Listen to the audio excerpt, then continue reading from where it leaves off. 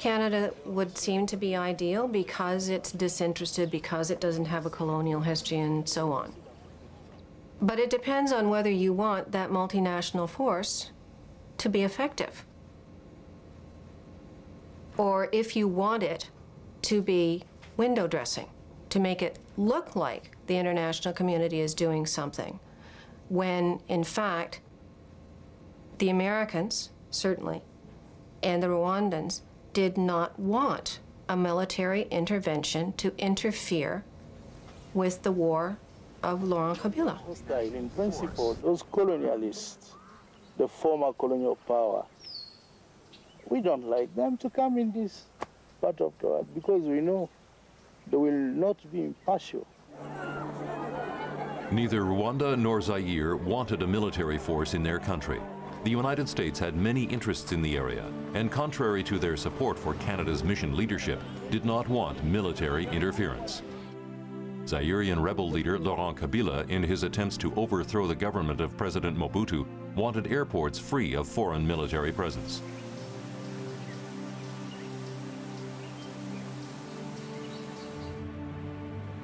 Canadian strategies seem to disregard these realities in the name of a humanitarian effort led by Lieutenant General Maurice Barry.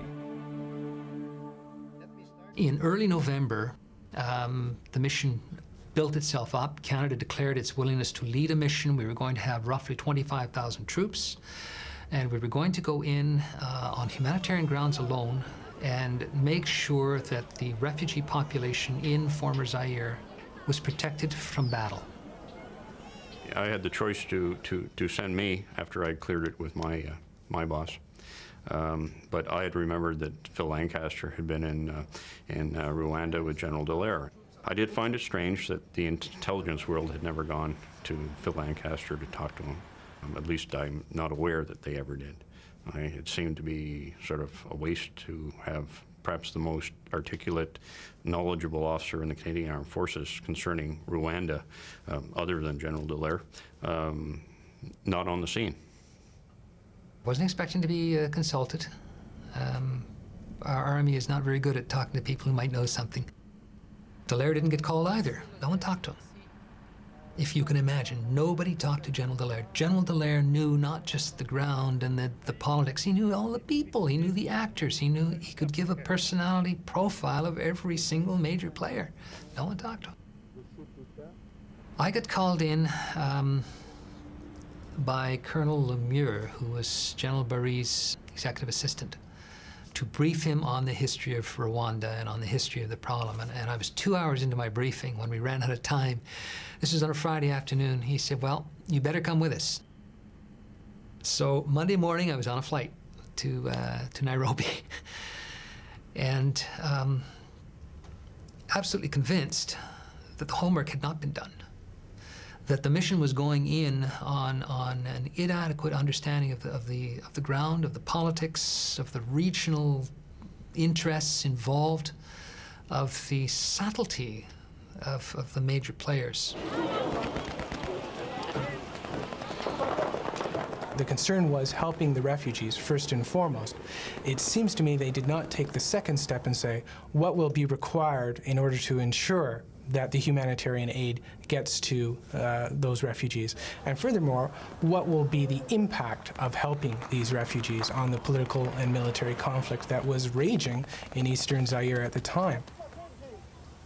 It's not enough to be on the side of angels sometimes. You do need to be able to back up your good intentions with force if you're going to have the courage of your convictions.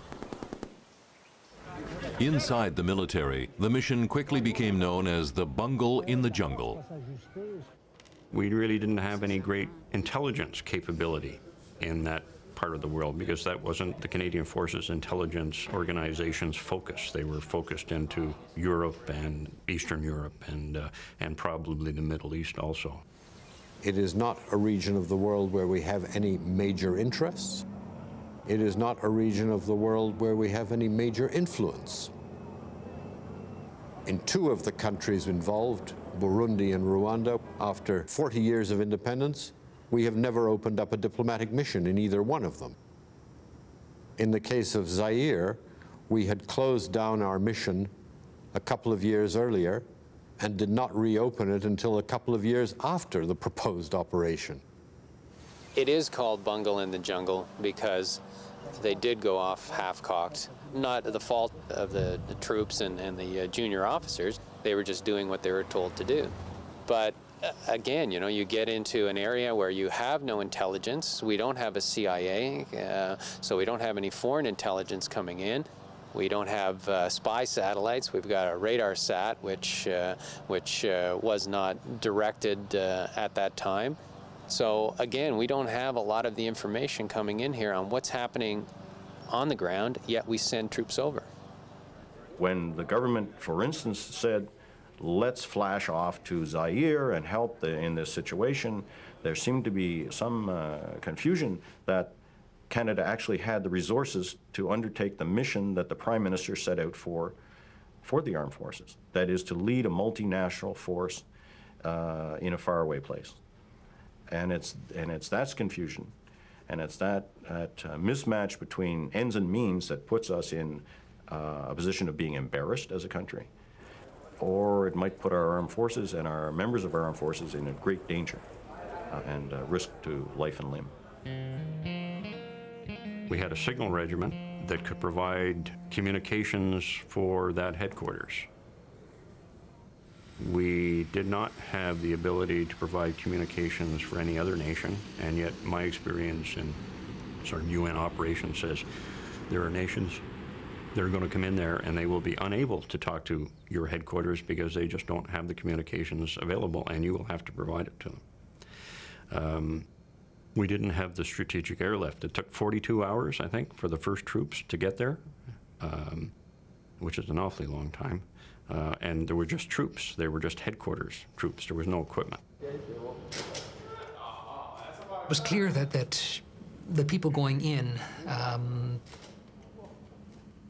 really didn't understand Africa. They understood Kosovo, they understood Europe, they understood how to organize a divisional headquarters, which is what they were going to set up, but they didn't understand Africa. We had no strategic reconnaissance capability, which seemed to me to be fairly important. If you were on the lookout for hundreds of thousands of refugees, it might be a good idea to be able to see where they were. You know, we'd been sent in on a mandate to provide humanitarian assistance with the assumption that there would be no political or military interest blocking us. Wrong assumption. I can't remember the specifics of the mandate, but it boiled down to instructions not to use weapons aggressively, not to disarm any of the protagonists, and not to cross any international borders without permission. What could you do? When we undertook the Zaire operation, that the Prime Minister and senior cabinet ministers weren't fully aware of the limitations in the Canadian Armed Forces. You have to have something on the ground to command before you can actually say, hey, we're in command. We can't just provide a bunch of command and control troops and say, hey, everybody, pony up your troops, we'll lead you. It doesn't work that way. The Canadian-led force, it was not well prepared. It wasn't even set up properly to be received on the ground when they arrived in the Kigali airport. We launched our operation by invading Kigali. Remember the incident of the Herc and the 17 or so staff officers with weapons and that the Rwandans saw justly as an invasion of their sovereignty? When they got to Kigali, the officials there asked them, you know, do you have permission to come into our country, which they didn't. They were armed, which upset the customs officials there as well. And so they were confined to the aircraft for a while, and then they were taken to a hotel and confined there, and they had some of their weapons taken away. So, you know, they popped right in, surprised the local authorities, and who were none too pleased with armed personnel from another country landing on their soil. We thought that the Rwandans would throw open their, throw their arms open and receive us. And I sort of thought that it was sort of the same thing as Rwandans, complete with weapons and high-tech gear, arrive in Ottawa International Airport, and the customs and immigration officer is looking at them and saying, "Who are you people?"